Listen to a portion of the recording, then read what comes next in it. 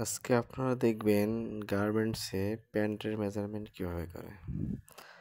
West measurement করা হচ্ছে এখন। এটা হচ্ছে কন্ট্রোল বায়ারের রিকোয়ারমেন্ট অনুযায়ী ওয়েস্ট প্যান্ট মেজারমেন্ট এর পদ্ধতি। ওয়েস্ট মেজারমেন্ট শেষ, এখন সেট অথবা হিপ মেজারমেন্ট করার জন্য বডি বিছানো হচ্ছে।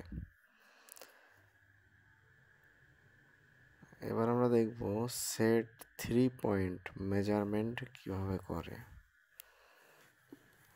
এভাবে যে স্টিচটা মেপে নিতে হবে, তারপর দুই সাইডে একই মেজারমেন্ট অনুযায়ী মেজারমেন্ট করতে হবে। দেখেন, তারপরে ওই সাইড থেকে যে স্টিচের নিচ পর্যন্ত আর অপর সাইড পর্যন্ত, এটা হচ্ছে সেট 3 পয়েন্ট মেজারমেন্ট। এবার চলুন দেখি সেট স্ট্রেট মেজারমেন্ট। যে স্টিচের নিচ থেকে এই সাইড থেকে অপর সাইড বরাবর মেজারমেন্টটি হচ্ছে স্ট্রেট মেজারমেন্ট। এবার চলে আসুন থাইয়ের পজিশন দেওয়া আছে ক্রস থেকে 1 ইঞ্চি নিচে, 1 ইঞ্চি নিচে মেজারমেন্ট করা হলো। যদি পেছনে লুজ থাকে একটু টেনে নিতে হবে, কোনো প্রকার টানাটানি করা যাবে না, রিল্যাক্স। এবার চলে আসেন নি মিড পয়েন্ট, এভাবে ভাঁজ করতে হবে ক্রস পর্যন্ত।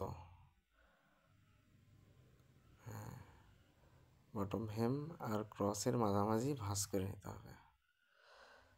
এখন বটম হেম বা লেগ ওপেনিং, দেখেন কত সুন্দরভাবে মেজারমেন্ট করা হচ্ছে।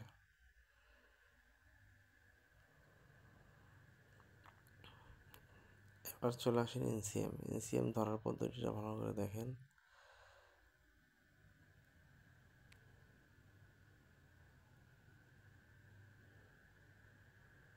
ওকে, ফাইন। এভাবে সুন্দরভাবে বেছে দিতে হবে। যদি ব্যাক রাইস ফোল্ডারে বাঁধা হয় তাহলে ইঞ্চি মেজারমেন্ট করতে হবে মাঝখান থেকে, আর যদি ব্যাক রাইস ওভারলক হয় তাহলে লব থেকে ধরতে হবে। এবার চলে আসেন ফ্রন্ট রাইস ধরার নিয়মটা দেখেন কত সুন্দরভাবে ধরতেছে। Front rice. এবার চলে আসেন ব্যাক রাইস। একটা কথা বলি, সেটা হচ্ছে উইথ ওয়াইজ মেজারমেন্টগুলো সাধারণত কন্ট্রোল বায়ারের রিকোয়ারমেন্ট অনুযায়ী ডাবলে ধরা হয়, অর্থাৎ হাফে মেজারমেন্ট করা হয়, আর লেন্থ ওয়াইজগুলো সিঙ্গেলে। এটাই ছিল আজকের মেজারমেন্ট করার ভিডিও।